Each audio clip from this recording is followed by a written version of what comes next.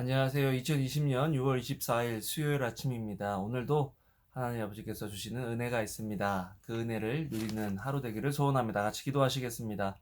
사랑과 은혜가 많으신 하나님, 오늘도 하나님 아버지께서 우리에게 주시는 은혜를 누리고 나누는 하루 될 수 있도록 도와주세요. 예수님 이름으로 기도합니다. 아멘. 여러분 잘 지내셨죠? 오늘은 시편 128편 1절에서 6절 말씀입니다. 오늘도 여러분 어떤 분들은 이 영혼을 돌보는 7분 큐티를 들으시면서 회사에 나가신다라고 하셨는데요. 이 일이 여러분들에게 어떤 의미인지 잘 모르겠어요. 여러분, 이 일이 여러분들에게 어떤 의미입니까? 오늘 시편 128편은 이 일이 우리에게 어떤 의미인가를 가르쳐주는 그런 부분이라고 하겠습니다. 그런데 참 재미있는 것은요, 이 일과 우리의 영성, 일과 우리와 하나님과의 관계가 동떨어져 있는 것이 아니라 굉장히 밀접한 관계를 가지고 있다는 것을 오늘 보게 됩니다. 일 따로 또 하나님과의 관계, 우리의 신앙 따로가 아니라 일과 신앙은 아주 밀접한 관계를 가지고 있다는 것을 알아야 합니다. 오늘 1절에 보면요. 여호와를 경외하는 사람에게 하나님께서 주시는 복이 있는데요. 여호와를 경외한다는 것, 어떻게 그게 나타날 수 있을까요? 우리의 삶 속에서 하나님의 말씀에 순종하는 것, 그것이 하나님께서 말씀하시는 하나님을 경외하는 사람입니다.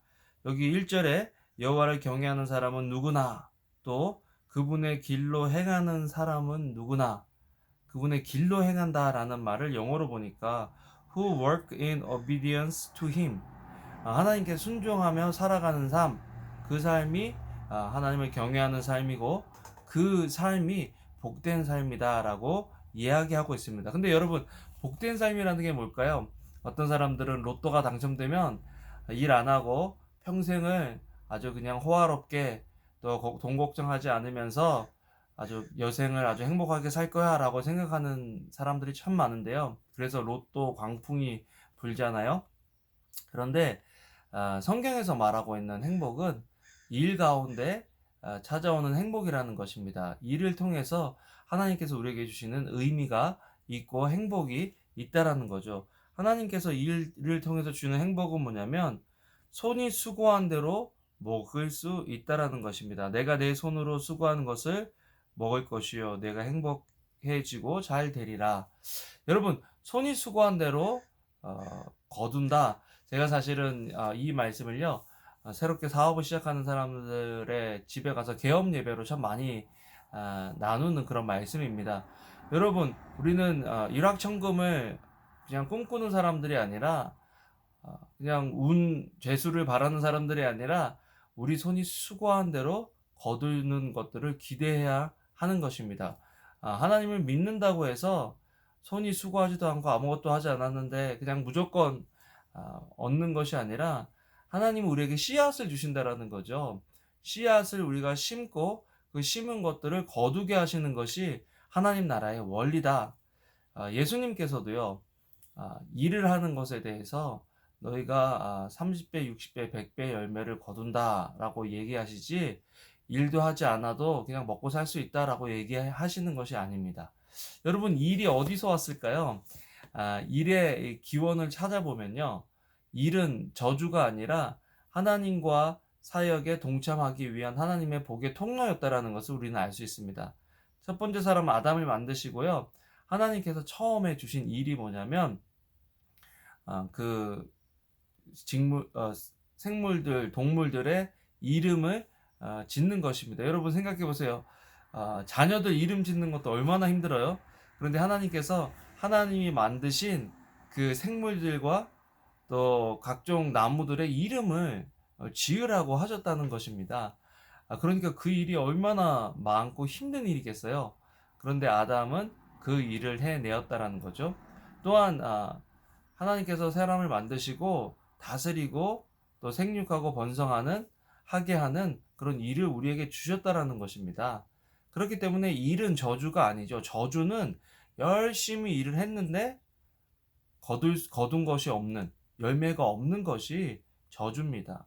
그래서 가인이 아벨을 죽인 후에 하나님께서 준 저주 중에 하나는 뭐냐면 땅이 그 소산물을 잘 내지 않는, 황폐하고 퍽퍽한 땅이 될 거다라고 하신 것이 저주라는 것 우리는 알아야죠. 그래서 오늘도 일을 나가실 때요, 하나님이 이 일을 통해서 하나님 아버지의 그 사역에 동참하고 또 하나님을 알게 되고 경험하게 될 수 있게 해달라고, 또 일을 감당할 수 있는 능력을 달라고 기도하는 것이 더 중요합니다. 또한 일을 할 때, 심을 때 중요한 것은 뭐냐면요, 당장 어떤 결과를 얻을 수 있는 일도 있지만 많은 경우에 훌륭하고 좋은 것들은 시간이 지나야 한다라는 것입니다.